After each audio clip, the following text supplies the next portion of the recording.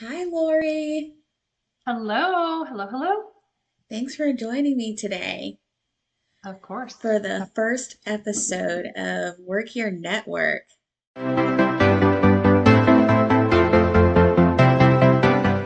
And oh my gosh, you've been in my network for a long time. I think we go back probably like 13 years. So you've known me since I was just a young one.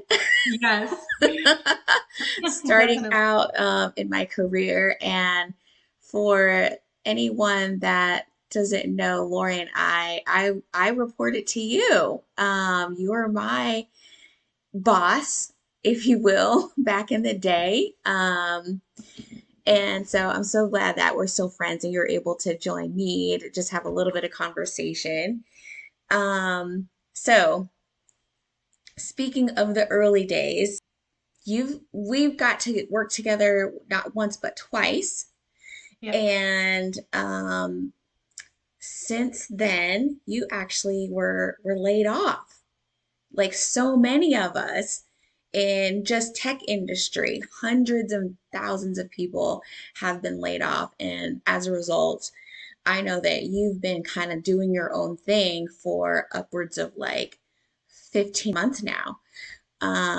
So I just want to know, like, from your perspective, what have you learned about yourself during this time? Like you've had a little bit of free time. What have you learned about yourself since your work days? So, yeah, definitely it was a new experience. I think probably the first thing I learned was that it's okay to not know what you're going to do next. That was hard for me because this was the first time I left a job involuntarily. So any other position in my professional career, which has spanned a little while now, um, I've always known where I'm going to go. I've had a plan, whether it was advancing in my current role or with my current company or moving to another company. It was my decision and I knew where I was going. I knew my path, right?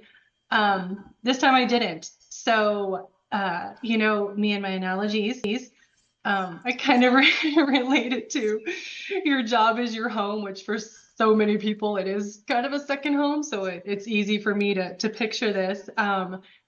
But you're in this house and you have this foundation and you have walls in which you work and operate and all these rooms. You can go into different rooms if you want to. You can pioneer your way and build out a room. So there's so many things you can do within that space. So that's not a bad thing, but you do have that space and you're operating within that space. So when you step out of it, you have what's in front of you. When you step out on the porch of that home, you're looking at the sky and all these roads and you really don't know where you're going to go, right? So Yeah. the good thing is, like I've mentioned to you before, is that you're taking your toolbox with you, right? So um, you're leaving there with so much knowledge, so many transferable skills, and just so much limitless opportunity. So I think at that point, I kind of transitioned into being patient and Yeah. not looking for the next thing, right? Okay. Kind of Because so deciding, many of us are looking. yes, and it's easy to kind of get a little bit fearful, and that you're not going to find something or to kind of jump the gun and take something that you don't necessarily want. So I think slowing down and becoming a little more self-aware, a little more introspective, and really giving yourself grace to take some time and figure out what you want to do next, especially with somebody who's a little bit later in their career like I am. I've had a lot of experience. So I really, I've tested a lot of houses. So I kind of, figured out what I may or may not want to do. And, the irony is that both times that I have been in this position, one, obviously I left on my own accord.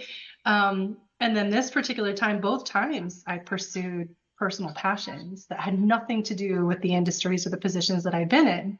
Yeah. But I used every single tool and skill that I had acquired along the way and implemented those into this kind of entrepreneurial path that I took.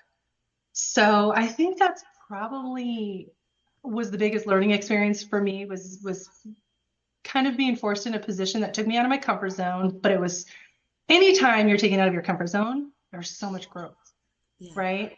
And there's so much learning.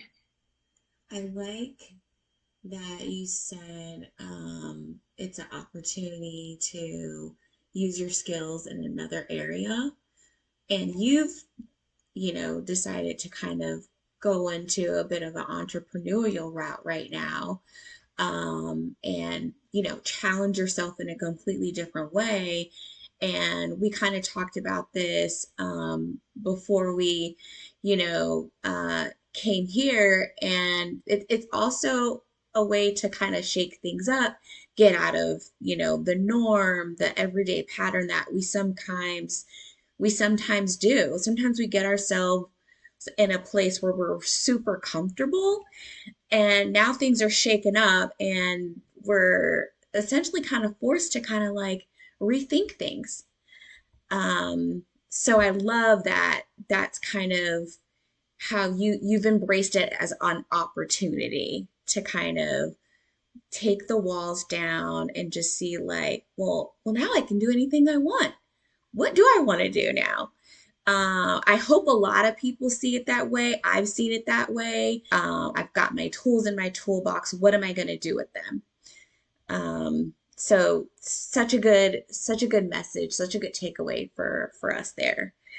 Um, to piggyback on that, like going back to when we worked together, the first time you were director of operations, and you made a move into talent acquisition. I mean, those worlds are very, very different. Talk about changing lanes. Some of us might have to consider that. And I'm wondering what advice you would give to someone who's interested in kind of thinking about reinventing themselves. Yeah, no, that's a great question. And like you said, I think a lot of people are starting to do that now. And with that, I don't know. I went into it with a lot of excitement because you know me. I love to learn. I'm a lifelong learner, so learning something new was exciting to me. At the same time, though, it kind of I wanted to be able to translate a lot of the things that I had done into this position to make me comfortable moving into it. Obviously, as a hiring manager, I have experience hiring people and asking those questions and interviews. So I went into it with that thought, Yeah, that that's something that I could bring to the table as a recruiter, which is what I did, because I've seen the other side of it, right? As a hiring manager, I know what they're looking for. I feel like I do.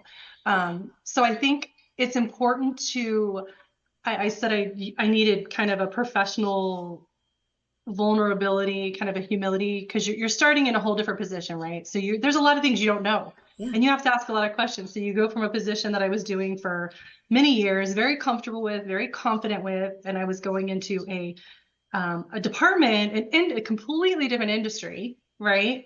yeah, Brand new. So it's like starting all over again. But at the same time, I know we've talked about, you still can flex your muscles in terms of the skill set and the experience that you're bringing to the position. So being able to identify where you can, contribute based on your background and experience, but also just being willing to learn, like be a sponge. I mean, I had to learn about the industry. I had to learn about different departments. Products and services that the company offered were so different than anything I was used to before. yeah, So I think just asking questions, being open to learning, and that's probably, I would say, the biggest skill set that somebody's going to need, transitioning. And you know what? And sometimes it doesn't work out, and it's hmm, okay. Um, but definitely, I would say give it some time and be patient yeah. and just, yeah, know where to question things, apply your background, your experience, and all of those things, because really you have a lot to contribute to any position and so many skills are transferable, and you don't always realize that until you get into a whole new environment and you're like, wow, okay, I can I do this. yes, you tapped on skills, your skill set. And I think sometimes we forget about that sometimes. Sometimes we lean on the experience, sometimes we lean on our degrees as what makes me marketable. But a friend of mine just told me this the other day. It's not about the degree, it's the skill set that you carry with you throughout your career. And it's how you use those skills. Sometimes, sometimes we do, change careers 2 to 3 times throughout our work life, if you will.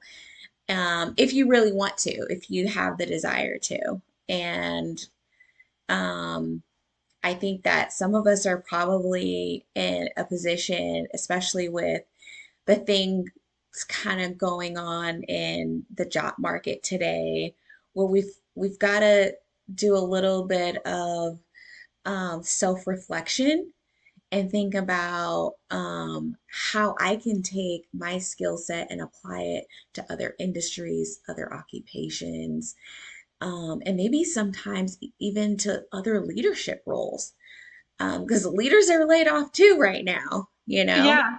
Yeah, Yeah, there is no a bias when it comes to layoffs. So it's happening across the board. And I think to your point too is perspective.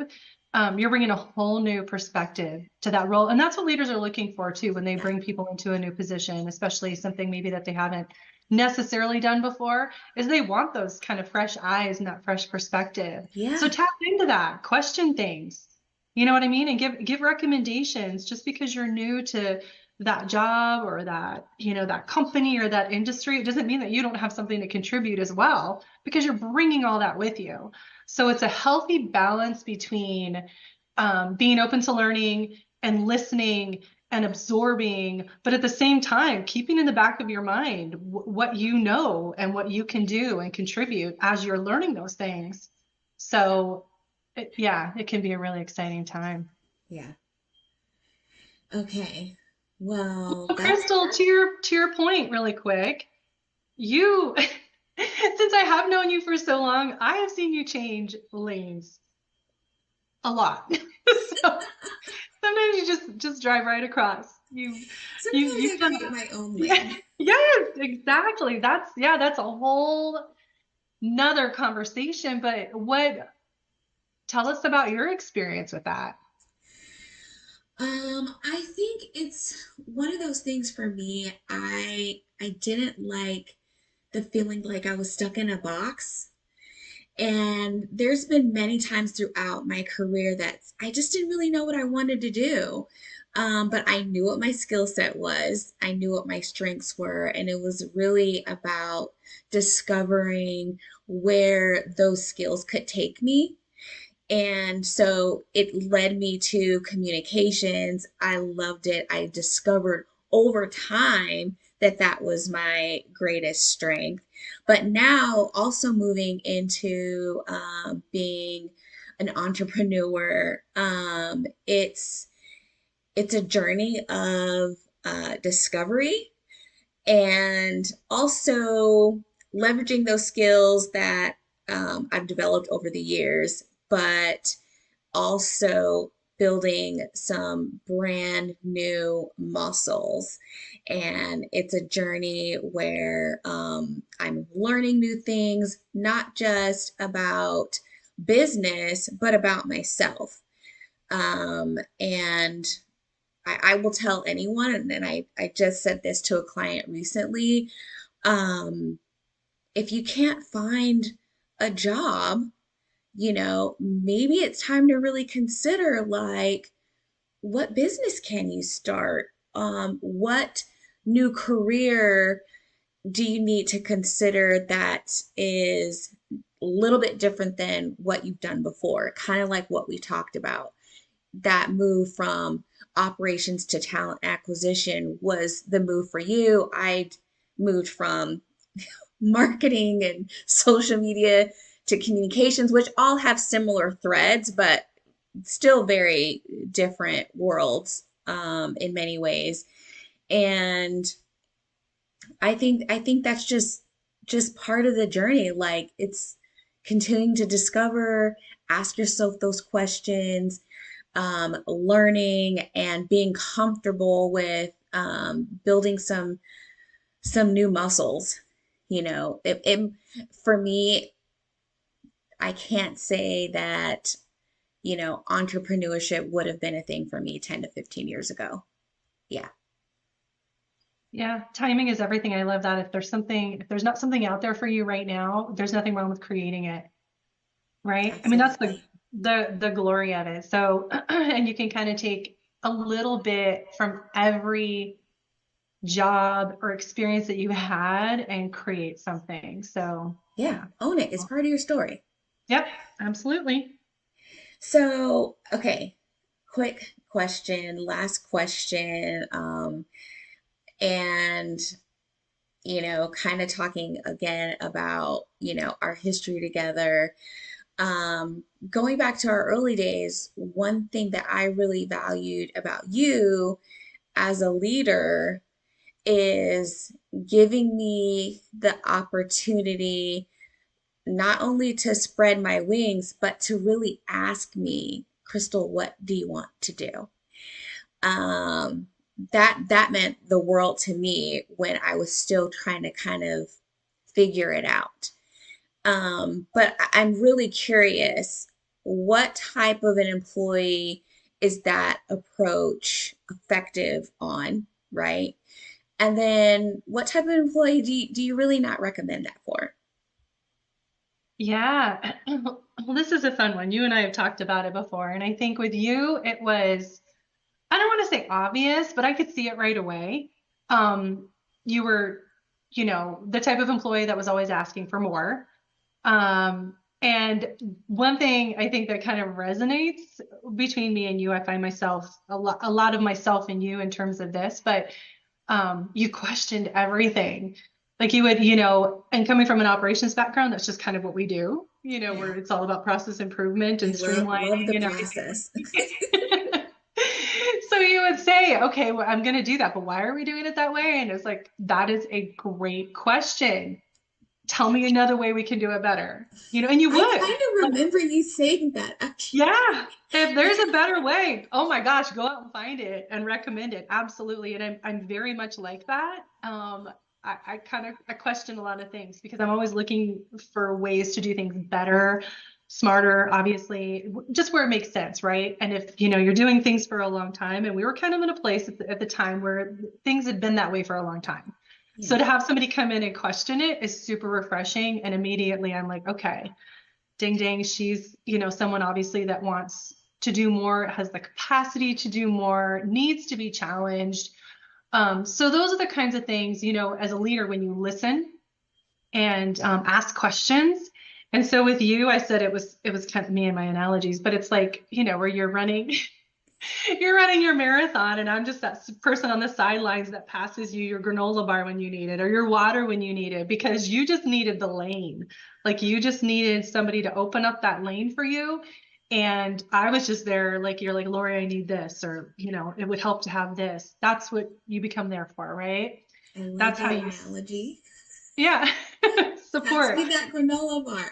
Yeah. I need somebody to pass me a granola bar now, like in this new world. I would if I could, right? So I said it's like coaching a team. I grew up in sports, so it's super relatable for me. It's been a long time, obviously, since I played, but it's the same philosophy. You've got 10 different people out there on the field, and they're not all doing the same thing. You don't, very rarely do you have somebody who's a goalie and a forward, or anything like that. There's not a lot of crossover. Everybody kind of has their position and they have their role. Some people can do dual roles. And, when you identify that, you tap into it. But there's some people that are perfectly happy doing what they do.